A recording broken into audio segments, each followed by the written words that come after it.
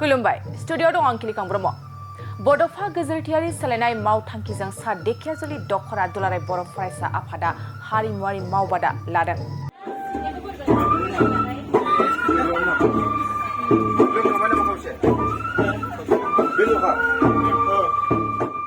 मिरु दुलाराय बर' फरायसा आफादनि बिथोन बायदियै सनितपुर जिल्लानि सिङाव थानाय सा धेकियाजुलिनि दखरा दुलाराय बर' फरायसा आफादनि बानजायनायाव सानबानि हाबाफारिजों हारिमुवारि मावबादा लानाय जायो। बे हाबाफारियाव दिनैनिफ्राय एबा 8 एप्रिलनिफ्राय जागायनानै 12 एप्रिलसिम सोलिगोन आरो बे हाबाफारिखौ मिरु दुलाराय बर' फरायसा आफादा जोंनि हारिमुखौ जौगाहोनो थाखाय आरो हारिमुखौ मोनसे गाबगोनां खालामनो थाखाय हारिमुवारि मावबादा खालामनो थाखाय बिथोन होदों। बे हाबाफारिखौ बेखेवनानै होयो बाटासिपुर मिलन गेजेर फरायसालिनि फोरोंगिरि गणेश बसुमतारी बिथाङा आरो बाहागो लाबावो बाटासिपुर मिलन गोजौ फरायसालिनि लोगो फोरोंगिरि दयाबती बसुमतारी बिथाङा। दिनै दुलाराय बर' फरायसा आफादनि थांखि आरो बिथोन बायदियै सा धेकियाजुलि दखरा दुलाराय बर' फरायसा आफादा हारिमुवारि मावबादा लादों। बे मावबादाया जोबोद मेहेरगोनाङै दिनै बेखेवनायजों दिनैनिफ्राय 12 खालार एबा 12 तारिखसिम जों लानाय जादों। दा बेयाव बेखेवगिरि महरै जों हांख्रायनाय लेखायै सफैदों मिलन गेजेर फरायसालिनिनो फोरोंगिरि मानगोनां गणेश बसुमतारी सार। बेजोंनो लोगोसेयैनो आरो सासे बुंथिगिरि महरै बेखेवनायाव बुंथिगिरि महरै आरो सफैबावदों जोंहा दखरानि हांख्रायनाय लेखायै मिलन गोजौ फरायसालिनि हिन्दी आयदानि फोरोंगिरि मानिजाथाव दयाबती मेडाम दंफैयो जोंनि गेजेराव। दा बेजोंनो लोगोसे दिनैनि हाबाफारिया जोबोद मेहेरगोनाङै जालांदों आरो जागोन आरो 12 तारिखसिम बिदिनो मोजाङैनो मोजां जालांगोन। बे हाबाफारिखौ दखरानि सिङाव जेसेबां फरायसुला आरो फरायसुलि बिथांमोन दङ दा बिथांमोननि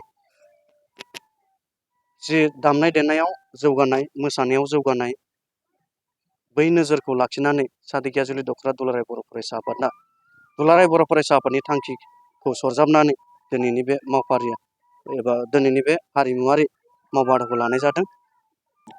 जोङो दिनै नैबे सा धेकियाजुलि दुलाराय बर' फरायसा आफादनि सिङाव थानाय हारिमु मावबादायाव बेखेवना होफैनो मोननानै जोबोद गोजोननाय मोनदों। मानोना सेन्ट्रेल दुलाराय बर' फरायसा आफादा जोंनि हारिमुखौ जौगाहोनो थाखाय बा हारिमुखौ मोनसे गाब गोनां खालामनो थाखाय बेबायदि मावबादा खालामनो जोंनि आनसलिकआव बिथोन होदों। दा बे बिथोन होनाय मथे जोंनि आनसलिकआबो दिनैनिफ्राय बे हारिमु मावबादाखौ जागायदों आरो बे जागायनायाव आंखौ बेखेवगिरि हिसाबै लेंहरनायलाय आं बेखेवना फैबाय। आं जोबोद गोजोननाय मोनदों। बेनि गेजेरजों जोंनि बे सा धेकियाजुलि ओनसोलाव हारिमुनि मोनसे जांख्रिथाय फैगोन बेखौ आं मिजिंथिदों आरो लोगोसे जोंनि ओनसोलनि जि रंजानाय बाजानाय बेयो मोनसे फोसाबनाय महर मोनगोन आरो बेजों जोंहा जोंनि हारिमुखौ गोजौ फारसे जौगाहोनायाव जोङो मदद मोनगोन बेखौ आं मिजिंथिदों। दिनैनि बेयाव जेसेबांखिनि मोसाखावरिफोर बाहागो लानाय नुनो बे थोजासे नामा? बेयो आंनि मथे थोजासे नङा।